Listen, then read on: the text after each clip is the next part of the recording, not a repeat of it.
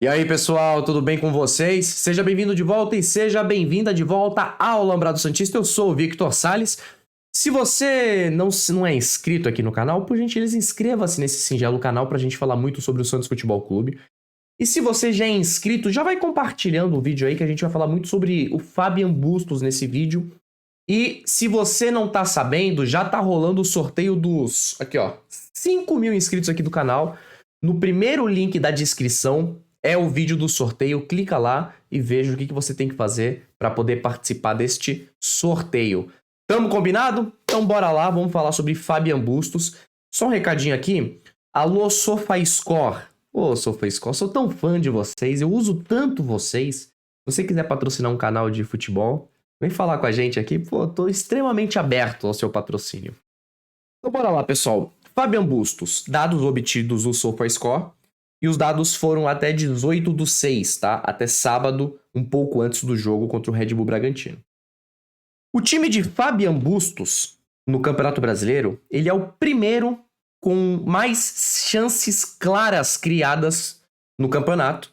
O Santos tem 29 chances claras na frente de qualquer um. É o time que mais cria chances para fazer gol no Campeonato Brasileiro. Ele é o segundo time com menos chances cedidas. É o time que menos toma susto de tomar gol, com apenas 12. Só perde para o Palmeiras do Abel Ferreira, que tem 7. E depois do Santos vem o Galo com 14. Uma boa média. O Santos tem como seu assistente no Campeonato Brasileiro o menino Ângelo, com 2 assistências.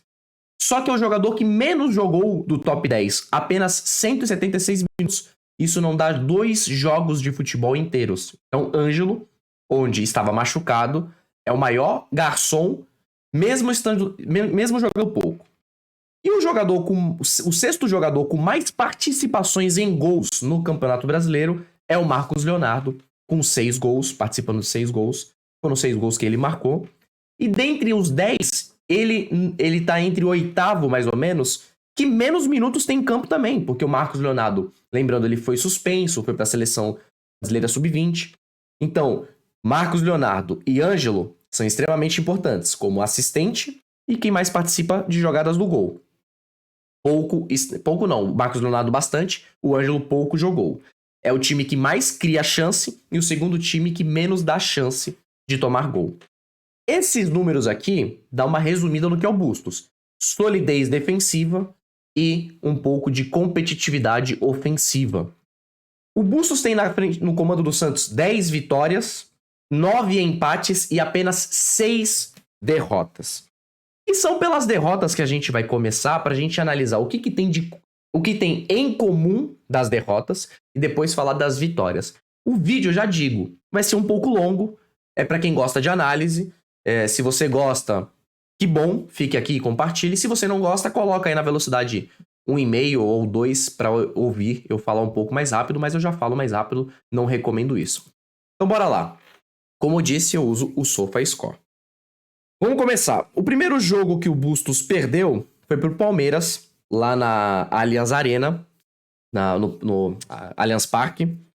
E lá o Santos perdeu por 1-0. Ah, detalhe. Todas as derrotas que o Santos teve no comando de Fábio Bustos, todas foram por apenas um golzinho de diferença. A maioria foi 1-0 que o Santos perdeu e só teve o 2-1 do São Paulo. O Bustos vende muito caro as derrotas na frente do Santos. É muito difícil você golear o Santos. É muito difícil você abrir um placar elástico com esses Santos de Bustos. Então vamos seguindo aqui, vamos falar das derrotas primeiro. O que teve de diferente aqui? O Bustos, nessa ocasião, ele entra com Bauerman e Velasquez, ele põe o Kaique de primeiro volante, acho que vocês lembram muito bem disso, com Sandri Zanocelo, Lucas Barbosa e Ângelo pelos extremos e Ricardo Goulart de falso 9. Nesse jogo, o Santos tem o Velasquez amarelado com um chute na cara, depois outro chute na cara, e foi um gol de pênalti. Bola parada, gol de pênalti, Velasquez expulso, -1, com o melhor time das Américas de 2 anos pra cá. O Santos foi competitivo no Allianz Parque, mesmo ali o Bustos não ainda ter clareza de como montar esse time. Mas veja, Kaique de primeiro volante, um jogador a menos, perdeu por 1-0 pro Palmeiras. A outra derrota foi pro Banfield, na Argentina. Vocês vão perceber que todas das 6 derrotas, 5 foram fora de casa e apenas uma foi em casa. O Santos pega o Banfield lá na estreia da Copa Sul-Americana. E aqui tem a primeira mudança que o Bustos faz nesse time. Ele entra com 3 zagueiros, Bauerman na direita, Maicon e Kaique pela esquerda. William Maranhão, Rodrigo Fernandes, Marcos Guilherme de lateral direito, que será um problema, e Felipe Jonathan na esquerda. No ataque, Ricardo Goulart, Lucas Braga e Lucas Barbosa. Percebam, o Santos perde porque tem 3 zagueiros, tem o Ricardo Goulart de centroavante, não tem Ângelo e não tem Marcos Leonardo e não tem o Léo Batistão. Olha como o Santos está diferente nessa escalação. Ficou muito claro que 3 zagueiros não dá. Naquele jogo, o Banfield teve muita chance contra o Santos. Se eu conseguir pegar os números aqui, ó, o Banfield teve mais posse de bola, finalizou mais no gol, teve mais finalização para fora, teve mais escanteio. Então, assim, o Banfield teve muito mais chances do que o Santos nessa ocasião. Veja, o Bustos ainda não tinha encontrado o time. 3 zagueiros. Aí o Santos perde pro Curitiba no jogo de ida da Copa do Brasil, que é aquele jogo que foi o primeiro tempo, que foi um amasso do Curitiba, que o Curitiba entrou com toda a gana do mundo de ganhar do Santos. A gente pode perceber que aqui é uma escalação, de novo, diferente, onde o Bustos ele joga com 2 jogadores a menos. Por quê? Ele coloca Ricardo Goulart e Angulo. Isso mesmo, Ricardo Goulart e Angulo. 2 jogadores que não correm. O Santos entrou nessa partida com 2 jogadores a menos. Você tinha o William Maranhão, que estava extremamente desconfortável dentro do Santos, debaixo de várias desconfianças. Você tinha o Sandri sem ritmo de jogo, pós-Covid e pós-lesão. Você tem o Ângelo tentando alguma coisa e o Johan Julio pelo outro lado. Veja que o Bustos, ele tentou 2 centroavantes com 2 jogadores lentos. O Santos tomou um sufoco. Se não fosse o João Paulo, olha a nota do João Paulo nesse jogo. 9.2. Nesse jogo, o João Paulo, ele fez não sei quantas defesas dificílimas, assim. Foi bizarro. Não sei se vai ter o número aqui de defesas difíceis. Eu acho que aqui não vai ter. Mas foi um jogo bizarro. Um jogo onde o Santos foi amassado no segundo tempo, equilibrou, mas perdeu por 1-0. 2 centroavantes, um erro de Fabian Bustos. O Santos vai pegar o São Paulo no Morumbi, fatídico jogo da polêmica do VAR, do lateral e etc. O que tem aqui que o Santos... Primeiro que o Santos foi competitivo nesse jogo. Então, a grande coisa aqui, o que mais desequilibrou foi o VAR. Ponto. O Santos foi competitivo com o São Paulo. O que a gente pode ver aqui de diferente? Felipe Jonathan, que é um jogador que, teoricamente, teria um bom passe e teria algo de diferente a agregar como titular. E ele não foi bem. Com o Rodrigo Fernandes e o Johan Julio por dentro, e não estava funcionando, e Zanocelo mais para a direita.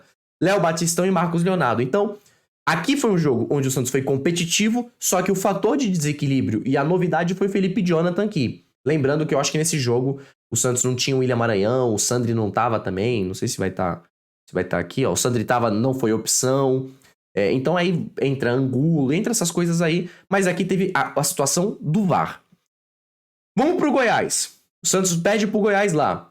O que a gente tem aqui de novo? Que o Fabian Bustos insiste. 2 centroavantes, Angulo e Marcos Leonardo. Com Léo Batistão, você tem 3 jogadores que não marcam. Você tem 3 jogadores que não têm intensidade. Só o Johan Julio aqui não dá vazão. Fica difícil. E aí, o Goiás vem com 2 linhas, uma linha de 5, uma linha de 4, só com o Pedro Raul lá na frente, se fecha e o Santos não consegue fazer nada. Tanto que nesse jogo, o Santos tem muita posse de bola, foram 68% de posse de bola. O Santos finalizou bastante. Só que, onde está o erro? Você entra com 3 jogadores, Batistão, Marcos Leonardo e Brian Angulo, que não tem intensidade. De novo, você pode perceber que 2 centroavantes contra o Goiás. A gente tem 2 o Batistão nesse caso não é centroavante, mas 2 jogadores lentos contra o São Paulo. 2 centroavantes lentos contra o Curitiba. Você tem Ricardo Goulart de centroavante e 3 zagueiros contra o Banfield. São coisas diferentes. E aí o jogo contra o Palmeiras na Vila Belmiro, que o Santos perde por uma bola parada, um cruzamento, que foi um jogo onde o Santos foi muito competitivo, que é a escalação mais próxima do ideal. Tem jogo que o adversário vai ser superior, que foi esse caso. O Santos entrou com nada, nenhuma surpresa, com os 3 volantes. Aqui dá o início a Sandri, Fernandes e Zanocelo, que a gente entende como uma boa situação para o Santos, e o Julio, Marcos Leonardo e Léo Batistão. Teve a polêmica do VAR, teve o gol do Batistão anulado, teve uma série de coisas, e o Palmeiras é isso. O Palmeiras, ele espera, e na sua menor brecha, ele vai fazer o gol. Então, veja as derrotas que o Santos primeiro vem de caro. Contra o Palmeiras na Vila foi competitivo, contra o São Paulo fora foi competitivo. No segundo tempo, contra o Curitiba pela Copa do Brasil, o Santos jogou bola. Contra o Goiás, só deu Santos. Acontece que nem todo jogo o Santos vai ganhar. Agora, a gente precisa falar, não só disso, a gente precisa falar das vitórias. Tem jogo que tem coisas incomuns. Então a gente tem o Santos e América, a gente tem a situação do Santos e América, a gente tem o Santos e Curitiba pela Copa do Brasil, e aí aqui a gente começa a vir um outro desenho. Eu acabei de falar que 3 jogadores lentos pode ser um problema. Pode. Se você estiver jogando fora de casa e se você não estiver precisando do resultado. Aqui tem um outro fator. Aqui tem o fator Vila Belmiro. E tem quando o Marcos Leonardo, ele desembesta a fazer gol. Então o Bustos entra com a formação de 2 zagueiros aqui, o Velasquez no lugar do Maicon e tudo mais, 2 volantes, e o Marcos Leonardo com o Léo Batistão. Quando o Léo Batistão tá pela ponta, eles estão fazendo uma boa dupla. Só que veja, esses 3 jogadores, Johan Julio, Marcos Leonardo e Léo Batistão, eles aparecem aqui contra o Coxa, eles aparecem aqui contra o Cuiabá, mesma escalação, mesmo quarteto, Ricardo Goulart ali atrás. E detalhe, Ricardo Goulart sempre sendo substituído. Vocês podem ver aqui que ele sai, deixa eu ver pra quem que ele sai. Ó, sai pra entrada do Lucas Braga. Aqui, ele sai. E se eu não tô enganado, todos no começo do segundo tempo. Ó, ele sai aqui pra entrada do Angulo. Contra o América, por que não tá aparecendo aqui? Tá aqui. Cadê? Não tá pegando. Esse aqui é o próximo jogo. E aqui, então esses jogos dentro de casa, com a torcida fazendo pressão, tem toda essa atmosfera. E também tem adversários que não são tão competitivos. E aí a gente traz a situação pro jogo contra o Juventude, onde entra com o Juan Seco, que é um centroavante mais leve, com o Johan Julio e o Lucas Braga mais leve, Ricardo Goulart mais pesado, Zanocelo e Rodrigo Fernandes que se encaixaram, daí tudo normal. Então o Santos consegue, o Bustos consegue, o Bustos ele entende uma coisa de um determinado tempo pra cá. A formação ideal dele é o 4-2-3-1. Vocês podem observar que é no 4-2-3-1 que ele joga contra o Atlético. Peraí que tá carregando a página. O Santos joga no 4-2-3-1 contra o Cuiabá. 4-2-3-1. Contra aqui o Curitiba. 4-2-3-1. Quando ele acha o seu esquema e ele não coloca 2 centroavantes, Brian Angulo e Marcos Leonardo. Marcos Leonardo e Brian Angulo e Ricardo Goulart.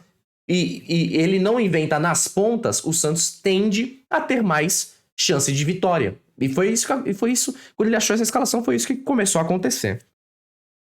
O que tem de interessante pra gente falar... Aqui, ó, vou pegar, carregou aqui contra o Atlético Mineiro. Contra o Atlético Mineiro, o que o Santos faz? 4, 2, o Sandri e Fernandes. 3, Zanocelo um pouco mais avançado. Juan Seco, que é leve pela direita. Braga, que é leve pela esquerda. E Angulo, que é horroroso pelo meio. E o Santos consegue, com essa formação, ser competitivo contra o Galo. Então, ser competitivo é uma marca desse treinador. Esse treinador, e de fato, ele é competitivo. Falando em competitivo, se você gosta de competir, se você gosta de fazer uma aposta, clique no primeiro comentário fixado e cadastre-se na Up Sports Bet, ou você aponta seu celular para o QR Code que está aparecendo aqui na tela. Seja Up Sports Bet. Vamos renovar uma parceria por mais um mês aí, se Deus quiser. E a Up Sports Bet só cresce nesse Brasil. Então, o que tem outros fatores? Aí a gente vai falar de fatores que números não mostram. Que é o fator sorte. O Santos teve muita sorte contra o União La Calera com o gol do Lucas Barbosa aos 55 do segundo tempo. É um time remendado. E a gente lembra que o Bustos estava colocando um time alternativo. O Santos teve sorte contra o Banfield no 1-1, jogando com um jogador a mais. Se não fosse a Universidade Católica de Quito ganhar lá, ou fazer um golzinho contra o Lacareiro, o Santos estava fora. E também teve sorte contra a Universidade Católica de Quito, lá em Quito, que o Juan Seco faz um gol no final da partida. Então, assim, o Santos é um time competitivo. O Edu Dracena trouxe um treinador que fizesse o Santos competir. Todo jogo que quando começa, a gente sabe que o Santos pode ter chance. O Santos enfrenta o Corinthians agora na quarta-feira, o Santos tem chance. O histórico mostra que dificilmente o Santos perde por 2 gols de diferença. O Santos provavelmente vai conseguir trazer essa decisão para casa. O primeiro jogo vai acabar em aberto. Contra o Corinthians pelo Campeonato Brasileiro, o Santos é o 8º colocado, pode perder posição pro São Paulo se vencer o Palmeiras, mas continua sendo um time competitivo. E é isso a marca do Bustos.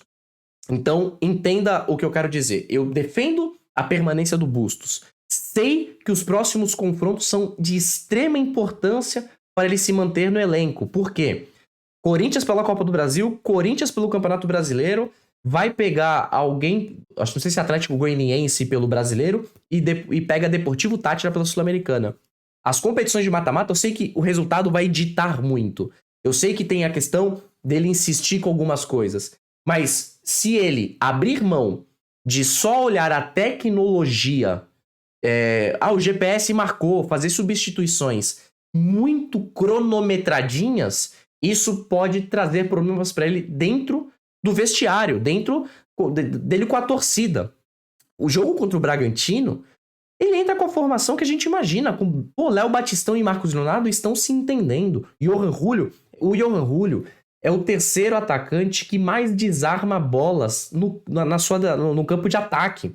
Ele é importante para essa engrenagem. Para mim, o Santos, o Bustos já está entendendo a cara do Santos. Acho que o Santos com ele tende a ficar competitivo. É aguardar a janela do meio do ano para ver quem que o Santos vai ter que vender, quem que o Santos vai ter que contratar. Mas eu trouxe aqui um pouco de números. Espero que essa análise faça você abrir um pouquinho a mente. Você pode concordar ou discordar. Comente sem xingar. Com essa rima, a gente vai encerrando o vídeo.